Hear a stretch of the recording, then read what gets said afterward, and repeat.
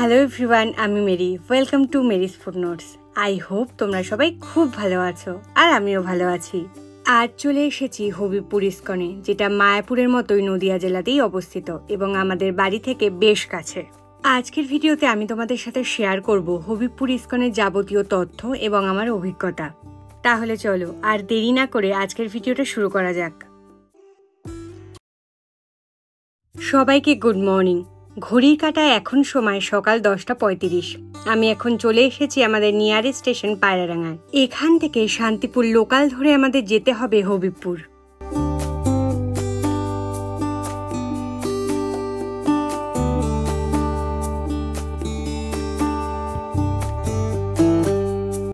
হবিবপুর স্টেশনে পৌঁছে গেছি। এখন চলেছি 1 নম্বর প্ল্যাটফর্মের দিকে, কারণ 1 নম্বর প্ল্যাটফর্মের বাইরেই রয়েছে টোটো স্ট্যান্ড। এবার এই টোটো স্ট্যান্ড থেকে টোটো করে আমরা যাব ইস্কনের উদ্দেশ্যে। হবিবপুর স্টেশন থেকে ইস্কন পর্যন্ত টোটো ভাড়া মাথাপিছু 15 টাকা করে। ওই দেখো দূরে ইস্কনের চূড়া দেখা যাচ্ছে।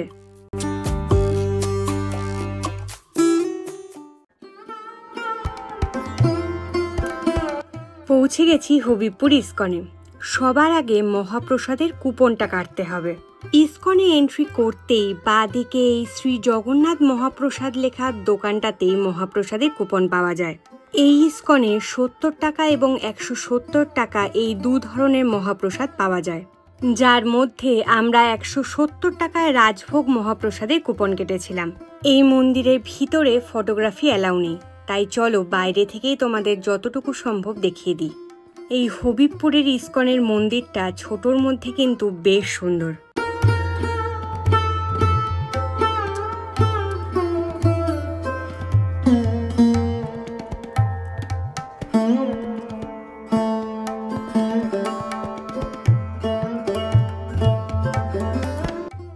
এখন আমি চলেছি এখানকার রান্নাঘরের দিকে।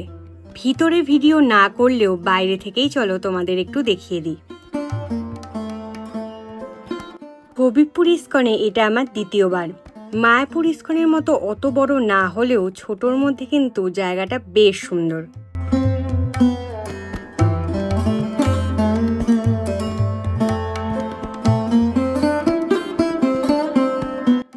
মায়াপুর ইস্কনের মতো এখানেও গোশালা রয়েছে।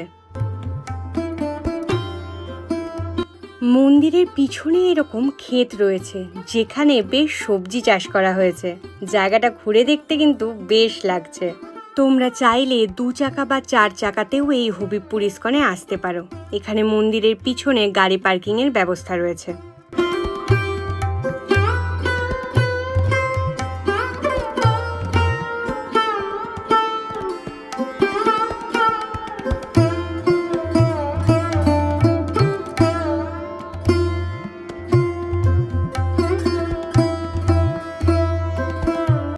এটা হলো রাজভোগ প্রসাদ কক্ষ। ঘড়ির কাঁটায় এখন সময় দুপুর 1:30। আমরা এই প্রসাদ কক্ষে এসে জায়গা দখল করে বসে পড়েছি, আর এদিকে প্রসাদ দেওয়াও শুরু হয়ে গেছে।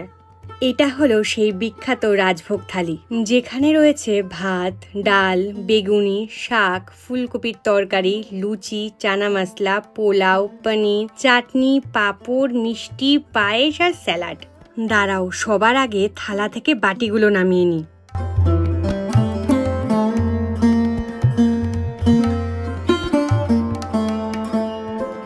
চলো জয় জগন্নাথ বলে আজকের সেবা শুরু করা যাক। প্রথমেই শুরু করলাম লুচি আর চানা মশলা দিয়ে। তারপর ছিল ডাল আর বেগুনি।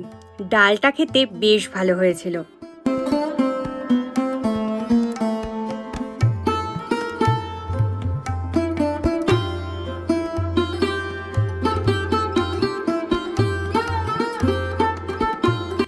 এরপর একে একে খেয়ে দেখলাম শাক, ফুলকপির তরকারি, পনির ও পোলাও।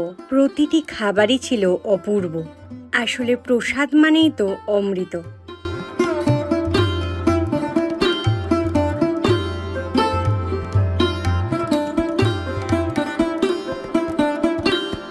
আর শেষ পাতে মিষ্টি খাওয়ার সাথে সাথে আজকের ভিডিওটাও এখানেই শেষ করছি। আজকের এই ছোট্ট ট্যুরের ভিডিওটা তোমাদের কেমন লাগলো সেটা আমায় কমেন্ট করে জানিও। ভিডিওটা ভালো লাগলে please do like, share and subscribe Mary's footnotes. দেখা হচ্ছে আর একটা নতুন ভিডিওতে। ততক্ষণ সবাই ভালো থেকো, সুস্থ থেকো। টাটা।